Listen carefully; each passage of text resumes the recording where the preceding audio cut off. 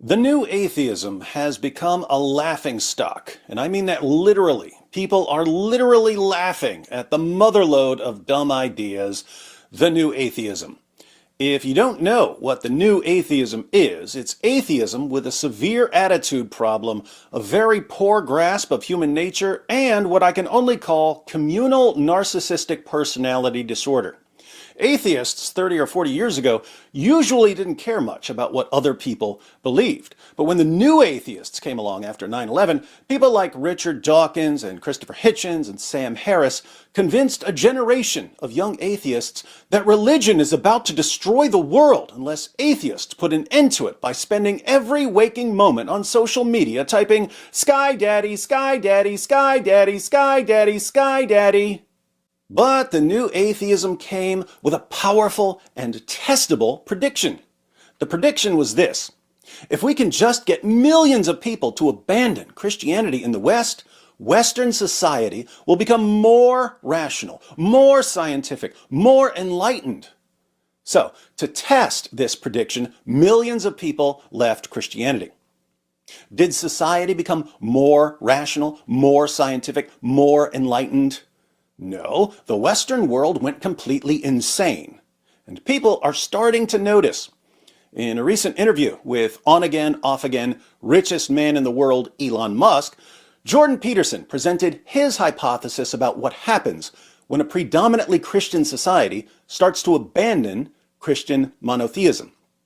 Spoiler alert, he doesn't think that abandoning Christian monotheism is going to make society more rational, more scientific, more enlightened. Okay, so imagine this. Imagine that there's a unity of moral purpose that is conceptualized in the traditional writings as what should be put in the highest place. So it's God, and in the final analysis, it's ineffable. But it is a fundamental unification, monotheism. Christian monotheism provides a unity of moral purpose. There's a standard of good and bad, right and wrong. There's something to aim towards. There's the sacrificial love of Jesus as an ideal. There's a transcendent reference point. The new atheists come along and say, "Hey, get rid of that nonsense." Okay, then what happens? Let me guess. Scientific utopia.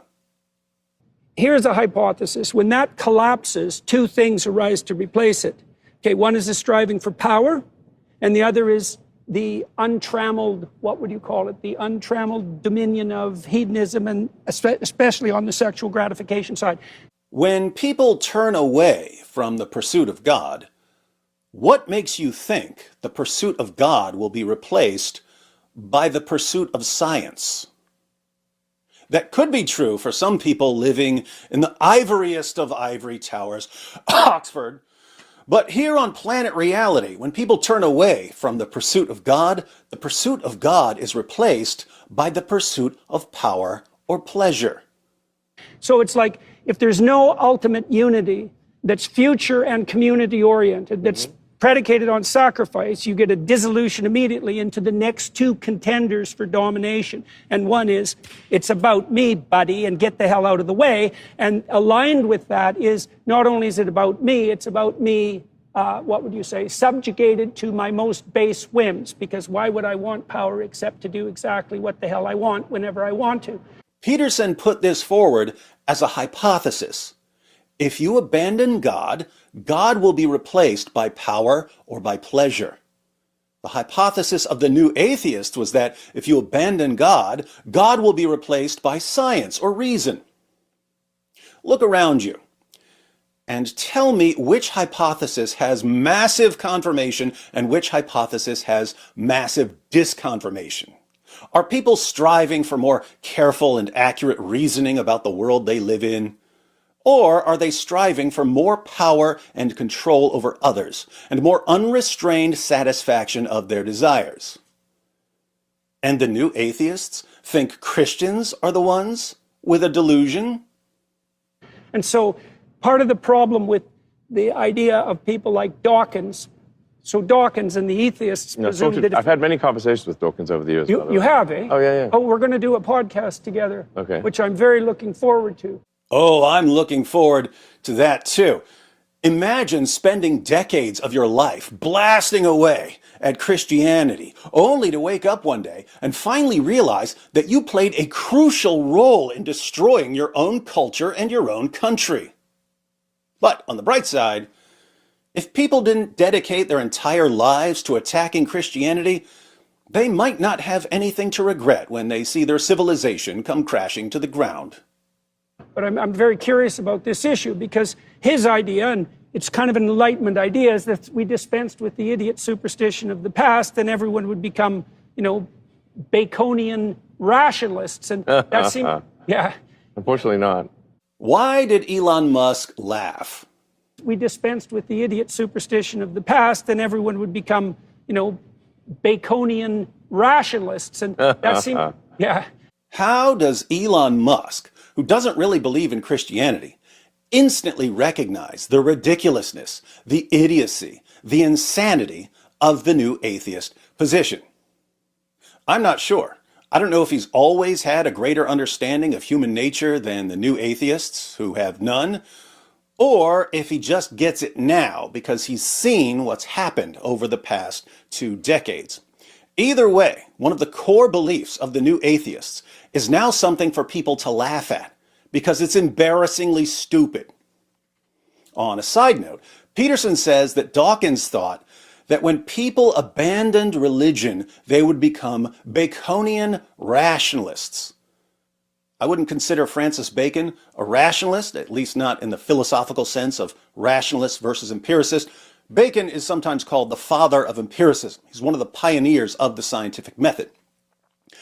I think Peterson might be using the term rationalist in a broader sense, but I'm not sure Dawkins would want people to become Baconian rationalists. Bacon, after all, is the one who said, "I dare affirm in knowledge of nature that a little natural philosophy is what they called science back then, I dare affirm in knowledge of nature that a little natural philosophy and the first entrance into it doth dispose the opinion to atheism. But on the other side, much natural philosophy and wading deep into it will bring about men's minds to religion. Wherefore atheism every way seems to be combined with folly and ignorance, seeing nothing can be more justly allotted to the saying of fools than this: there is no God." That Bacon is sizzling. But I'm nitpicking. We all understand what Peterson means. Dawkins thought, and possibly still thinks, that if people drop their silly superstitions, they'll become more scientifically minded. And to that, we all say, That seemed, yeah. Unfortunately not. somebody buy that laughing man a Cybertruck. No, well, what seems to me to happen much more likely is that power and hedonism rise to take the place of what was holy, so to speak. And Nietzsche warned about that when he proclaimed the death of God to begin with. He thought nihilism would also enter the realm, right? Sure. Nihilism, power, and hedonism as the triumvirate of replacement gods. Nihilism, power, and hedonism. Nietzsche saw it coming. The Germans had a better understanding of the implications of rejecting God than the British did. The Germans said, we're getting rid of God, and we're going to need something really, really big to replace him, or we're going to be in a lot of trouble. The British said, we're getting rid of God, jolly good show. Dawkins says we'll all be fine, innit? But the Germans never did find the replacement that Nietzsche was looking for. So the Germans and the British are now all in the same pub. They're sharing a cocktail made of 1 part nihilism, 2 parts hedonism, and a dash of power, which keeps them too drunk to stand against the weakest invasion in history. But don't worry. I'm sure that scientific utopia the new atheists have so much blind faith in is right around the corner. In Fantasyland.